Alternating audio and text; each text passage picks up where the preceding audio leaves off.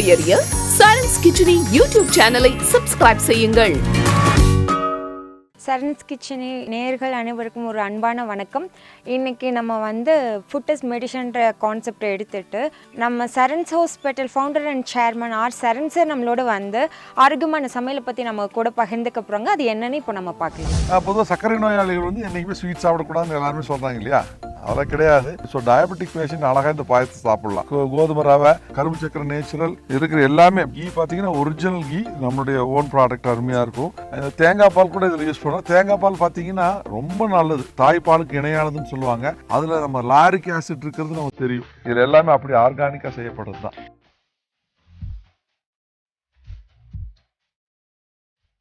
ஒன்றுமே இல்லை, கரும்பு சக்கரை போடுறோம்.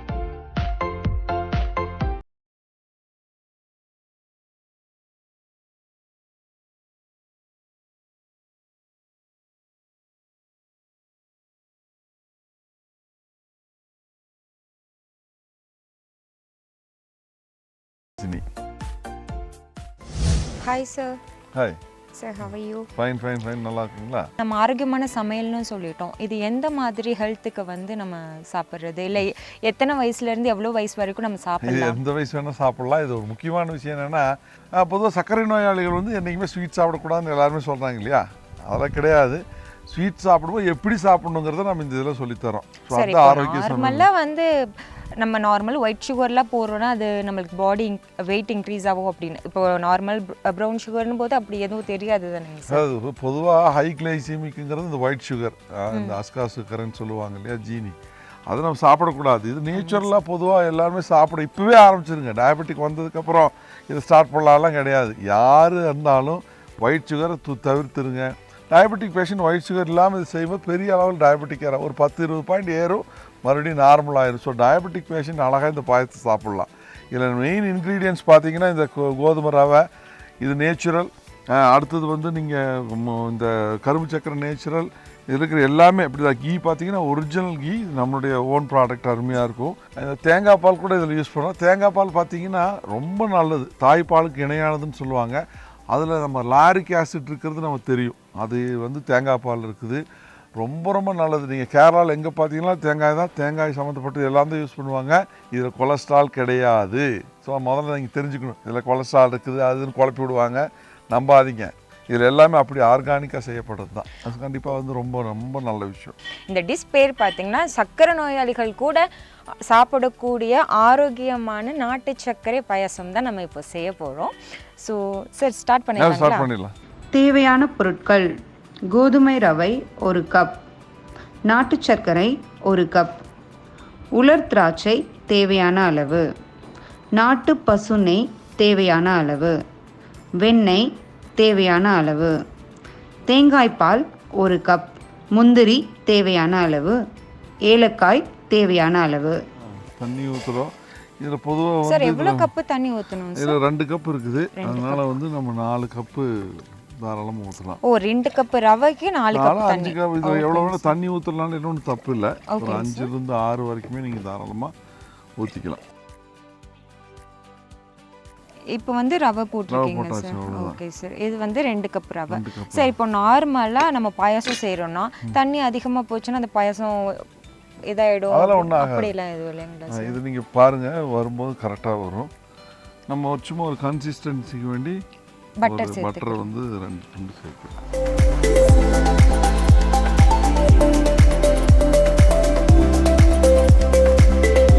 இதை வெயிட் போட்டு விட்டுறலாம். ஓகே சார், எவ்வளோ விசில் வரணும் சார்? 3 விசில். நார்மல் அரிசிக்கு போடுற மாதிரியே தான். நீங்கள் 1க்கு 3 வச்சு நீங்கள் 3 விசில் விட்டு இறக்கிடுங்க. பொதுவாக நீங்கள் பால் சாப்பிட்றதுக்கு பதிலாக தேங்காய் பால் சாப்பிடலாம். அது அவ்வளோ நல்லது, தாய்ப்பாலுக்கு இணையானது. லாரிக் ஆசிட் அப்படிங்கிற ஒரு முக்கியமான விஷயம் இருக்குது, அது தாய்ப்பாலே இருக்குது. ஸோ அதுதான் ரொம்ப முக்கியமான விஷயம். இதில் எல்லா வகையான ப்ரோட்டீன், எல்லா ஒரு மல்டிவிட்டமின் இருக்குது. நீங்கள் அந்த காலத்துல கோயிலுக்கெல்லாம் போனீங்கன்னா தேங்காயும் பழமும் தருவாங்க. அது ரெண்டும் அவ்வளோ சத்தானது. யானை இதை சாப்பிடும், தேங்காயும் பழமும் தானே சாப்பிடும். அது நம்ம புரிஞ்சுக்கணும். அப்போ ஏன் கோயிலில் ஒரு விஷயத்தை கொடுக்குறாங்கன்னாவே எல்லாமே ரீசனோட தான். அந்த துளசி தீர்த்தம் கொடுக்கறது, அந்த மாதிரி எல்லா விஷயங்களும் இது ரொம்ப முக்கியமான விஷயம். தேங்காயை வலியுறுத்துறதுக்காக தான் அந்த காலத்தில் பண்ணாங்க. மனிதனுக்கும் இந்த தேங்காய் மரத்துக்கும் நிறையா ஒற்றுமை உண்டு. மனிதனுடைய ஆயுள் காலம் 100னா தேங்காய் மரத்துக்கும் ஆயுள் காலம் 100. அந்த தேங்காய் தன்னோட அந்த பிஞ்சிலிருந்து உருவாகி அந்த பெரிய ஒரு தேங்காயை உருவெடுக்கிறதுக்கு 10 மாதம் டைம் எடுத்துக்குது. அதே மாதிரி தான் ஒரு கரு உருவாகி அந்த ஒரு குழந்தை உருவாகிறதுக்கான டைம் வந்து பார்த்திங்கன்னா அந்த 9 to 10 மாதம். இது எல்லாமே ஏறக்குறைய சைமல்டேனியஸாக ஒரே மாதிரி இருக்கும். அந்த காலத்தில் சொல்லுவாங்க, பிள்ளையை வச்சா கூட கண்ணீர், இளநீர் வச்சா அது செய்யணும். என்ன காரணம்னா, அந்த தென்னை மரத்தை வைக்கும்போது அது அவ்வளோ ஒரு நம்மளுக்கு வாழ்நாள் ஃபுல்லாக ஒரு நல்ல ஒரு ஆதாயத்தை தரக்கூடிய ஒரு விஷயம். ஸோ அற்புதமான ஒரு விஷயம் தென்னை மரம் அப்படிங்கிறது. தென்னை மரத்துலேருந்து வரக்கூடிய தேங்காய் பால் அவ்வளோ நல்லது. நிறைய பேர் இடையில கிளப்பி விட்டாங்க, தேங்காய் பால் சாப்பிட்டா ஃபேட் அதிகமாகும், ஐயோ தேங்காய் சட்னி சாப்பிடாதீங்க. இந்த இடையில நீங்கள் இந்த ஒரு 25-30 வருஷமாக நிறைய விஷயத்தை இப்படி கிளப்பி விட்டாங்க, ரீஃபைண்ட் ஆயில் யூஸ் பண்ணுங்கன்னு. எப்போ ரீஃபைண்ட் ஆயில் யூஸ் பண்ணாங்களோ அன்னைக்கிருந்து கொலஸ்ட்ரால் வர ஆரம்பிச்சிது. இதை நம்ம திங்க் பண்ணணும். எப்போ அயோடைஸ்டு சால்ட் நம்ம ஸ்டார்ட் பண்ணோமோ அன்னைக்கிருந்து நமக்கு வந்து என்ன வந்துச்சு, தைராய்டு வந்துச்சு. அதே மாதிரி என்றைக்கு நாம் இந்த தேங்காய் பால் எண்ணெயை, செக்குலாட்டின எண்ணெயை நிறுத்தணும், தேங்காய் பால் சாப்பிட்றது நிறுத்தணும், கடலெண்ணெயை வந்து ரிஃபைண்டாக யூஸ் பண்ணோம், எல்லாத்தையும் ரிஃபைனரியாக யூஸ் பண்ணோன்னா நீங்கள் ஒரு நிமிஷம் யோசிச்சு பாருங்கள், அதுக்கப்புறம் தான் மூட்டு வலி வர ஆரம்பிச்சிது.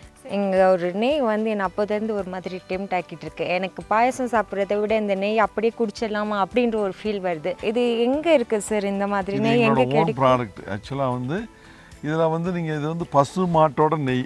இது வந்து A2 அந்த மாடு இருக்கு இல்லைங்களா, அதோடது. அதில் நல்லா தெரிஞ்சுக்கோங்க, இதில் எந்த அடல்ட்ரி கிடையாது. பசுமாட்டு நெய்யை எடுத்து நீங்கள் ஒரிஜினலாக நெய் சாப்பிட்றது. ஆனால் A2 மாடு, அதை நீங்கள் புரிஞ்சுக்கணும். இதே ஒரிஜினல் பசுமாடு இருந்து எடுத்து பண்ணால் ஏற்கனவே 2500 பக்கம் ஒரு கிலோ நெய் வரும்.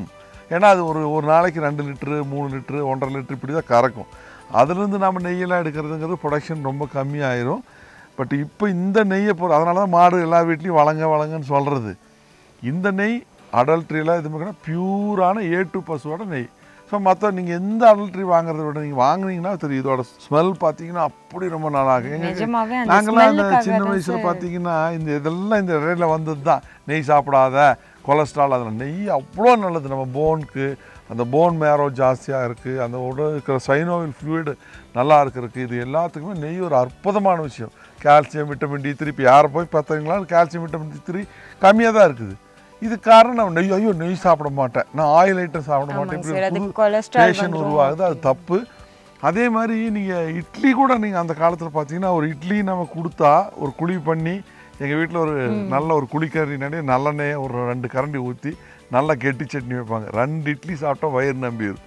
அது அவ்வளோ நல்லது. பெண்களுக்கு கருப்பை ரொம்ப நல்லா. இப்போ பார்த்தீங்கன்னா எங்கே பார்த்தா பல்கி யூட்ரஸ். இதெல்லாம் சொன்னால் நம்ம மக்களுக்கு புரியாது. சேம் டைம் அதுக்கு ஈக்குவலாக இப்போ இந்த A2 பசுக்கு ஈக்குவலாக ஒரு நெய், ஆனால் நாட்டு பசு மாட்டோடைய ஈக்குவலாக இருக்கக்கூடிய ஒரு நெய் எதுன்னு சொல்லுங்கள் பார்க்கலாம். எருமை மாட்டு நெய். நம்ம எருமை மாடுன்னு நினச்சக்கூடாது. அப்படி அவ்வளோ சக்தி வாய்ந்தா, அவ்வளோ நல்லது. நீங்கள் பருப்பு சாதமெல்லாம் கடைஞ்சி நெய் ஊற்றி சாப்பிட்டீங்கன்னா ஆஹாஹா சாப்பிட்டே இருக்கலாம். சும்மா நெய் கொடுப்பாங்க. எங்கள் வீட்லலாம் பார்த்தீங்கன்னா ஒரு கப்பில் நெய், கொஞ்சம் கரும்பு சக்கரை தூவி ஒரு ஸ்பூனை போட்டு கொடுத்துருவாங்க. அது எருமை மாட்டு நெய் வந்து சாதாரணமாக இருக்காது, ரொம்ப இதை விட ஒரு எக்ஸ்ட்ரா ஃப்ளேவர் ஒன்று வரும். அதில் பர்டிகுலராக துவரம்பருப்பு கடைஞ்சி, அது பாசிப்பருப்பு பாசி பயறு கடைஞ்சி எல்லாம் சாப்பிட்டிங்கன்னா சூப்பர். இது அஃபோர்டபுள் ப்ரைஸ்னு சொல்கிறீங்க. இது நான் எங்கே வாங்குறது சார்? இப்போ சரண்ஸ் கிச்சனி தான் எங்களோட எல்லா பிரான்ச்லேயும் கிடைக்கும், ஆன்லைனில் கிடைக்கும். கீழே இருக்கிற நம்பர் கூப்பிட்டிங்கன்னா உங்களுக்கு வீட்டுக்கே அனுப்புவாங்க. ஸோ இதெல்லாம் யூஸ் பண்ணிக்கோங்க. கண்டிப்பாக வந்து எருமை மாட்டு நெய் ரொம்ப ரொம்ப நல்லது. அது நீங்கள் ரொம்ப எல்லா இடத்துலையும் கிடைக்காது, ரொம்ப ரேராக தான் அது கிடைக்கும். நாங்கள் இதை ஒரு தனியாக ஒரு செக்ஷனாக ஃபார்ம் பண்ணி அதை பண்ணிகிட்டு இருக்கிறோம். ரொம்ப அருமையாக இருக்கும். சாப்பிட்டிங்கன்னா விட மாட்டீங்க. சார் இப்போ நம்ம தேங்காய் பால் பற்றி பார்த்துட்டோம், நெய் பற்றி பார்த்துட்டோம், அது ஆரோக்கியமான நெய் பற்றி பார்த்துட்டோம். இப்போ நம்ம பாயசம் ரெடி பண்ணுறதுக்கான ப்ராசஸ் வந்து அடுத்த ஸ்டெப். ஒன்றுமே இல்லை, கரும்பு சக்கரை போடுறோம் சார். அப்படியே ஆட் பண்ணிக்கலாம். அப்படியே ஆட். Okay okay.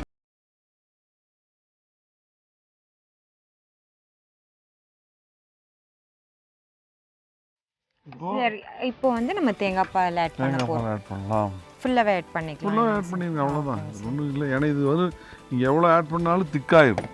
ஓகேங்க சார். அதே மாதிரி நீங்கள் இது ஃப்ரிட்ஜில் வச்சு ஒரு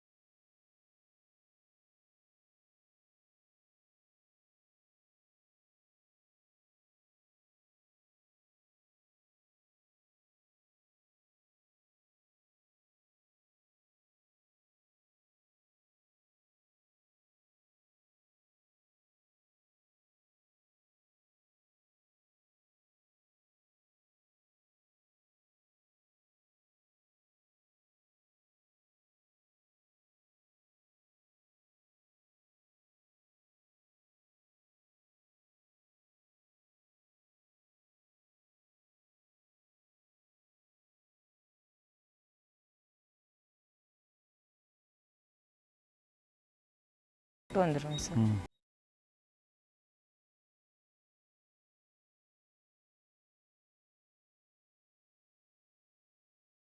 இது கொஞ்சம் டேஸ்ட் பாருங்க.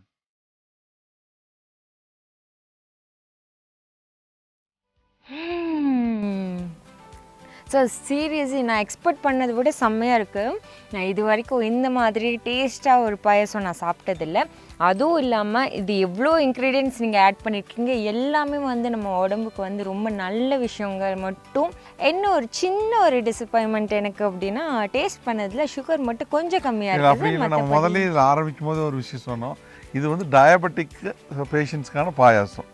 அதே மாதிரி நம்ம வீட்டில் கொஞ்சம் பெரியவங்களாக இருந்தால் கொஞ்சம் டெம்ட் ஆவாங்க இல்லையா, அது தாராளமாக இது கஞ்சி மாதிரி கொஞ்சம் ஸ்வீட்டிஷாக இருக்கும். இப்போ நம்ம என்ன பண்ணுறோன்னா, நல்லா ஸ்வீட் வேணுங்கிற அளவுக்கு இன்னும் கொஞ்சம் இப்போ நம்ம இந்த சுகர் ஆட் பண்ணிட்டோம். இங்கே வாங்க, இப்போ இதை குடிச்சு பாருங்கள் எப்படி இருக்குதுன்னு பாருங்கள் டேஸ்ட்.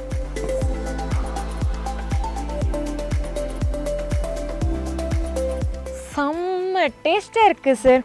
லைஃப் லாங் இந்த மாதிரி லைஃப்பில் வந்து இந்த மாதிரி ஒரு பாயாசம் குடிச்சிருக்க முடியாது.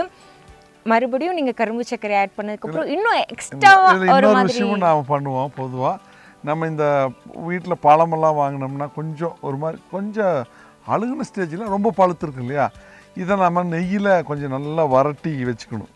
நெய்யில் போட்டு கொஞ்சம் கரும்பு சர்க்கரை போட்டு நல்லா வரட்டி ஃப்ரீசரில் வச்சிடணும். அதே மாதிரி பலாப்பழ சீசனில் பார்த்தீங்கன்னா பலாப்பழம் கிடைக்கும். நாங்கள் கட் பண்ணி நல்லா நெய்யில் போட்டு நல்லா வணக்கி எடுத்து கடைசியில் கொஞ்சம் நல்லா கரும்பு சர்க்கரை போட்டு நல்லா பரட்டினோம்னா ஒரு கன்சிஸ்டன்ட் திக்காக வரும்.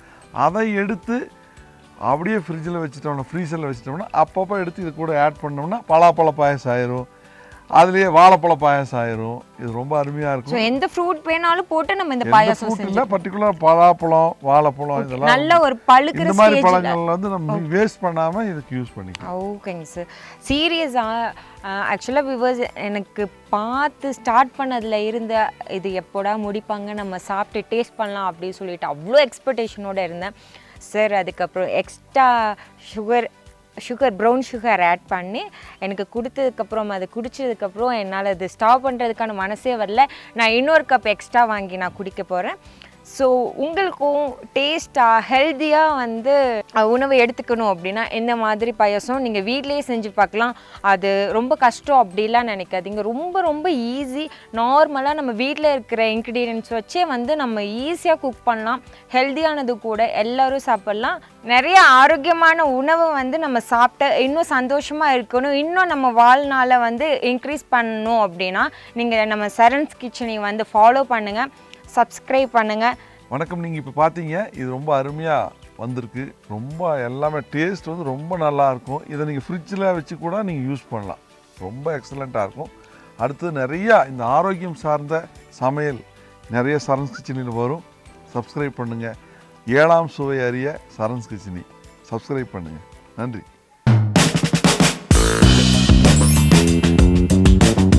உணவே மருந்து என்ற அடிப்படையில் தினம் ஒரு சுவை. சார் நம்ம ஸ்டார்ட் பண்ணிடலாம். பொதுவாக சர்க்கரை நோயாளிகள் வந்து என்றைக்குமே ஸ்வீட் சாப்பிடக்கூடாதுன்னு எல்லாருமே சொல்கிறாங்க இல்லையா, அதெல்லாம் கிடையாது. ஸ்வீட் சாப்பிடும்போது எப்படி சாப்பிடணுங்கிறத நம்ம இந்த இதில் சொல்லித்தரோம். என்ன சார் இன்னைக்கு பயங்கரமான கெட்டப்பில் வந்திருக்கீங்க. வாரியர் டயட்னு சொல்கிறதுல அதனால் வாரியர் மாதிரி வரணும் இல்லை. பிரியாணிக்கு என்ன பொறுத்தளவுக்கு அருமையான விஷயம் வந்து ஜீரக சம்பா தான். ஒரு அருமையான உணவு இது. இது வந்து பக்கா சுக்கா சுவரொட்டி, மிக எளிமையான சமையல் முறை. உங்கள் வீட்டில் இருந்த சமையலறை தான் மிகப்பெரிய மருந்தகம். உங்களுடைய அம்மா தான் மிகச்சிறந்த டாக்டர். இது ஒமேகா 3 இருக்குது. இதில் calcium, iron, potassium, vitamin D3 ஜாஸ்தியாகும். இது ரொம்ப எக்ஸலண்ட்டான விஷயம். என்னோட ஒரு ஒன் ஆஃப் த சிக்னேச்சர் டிஷ்ன்னு சொல்லலாம். இது 7ஆம் சுவை தேடி சரண்ஸ் கிச்சனி.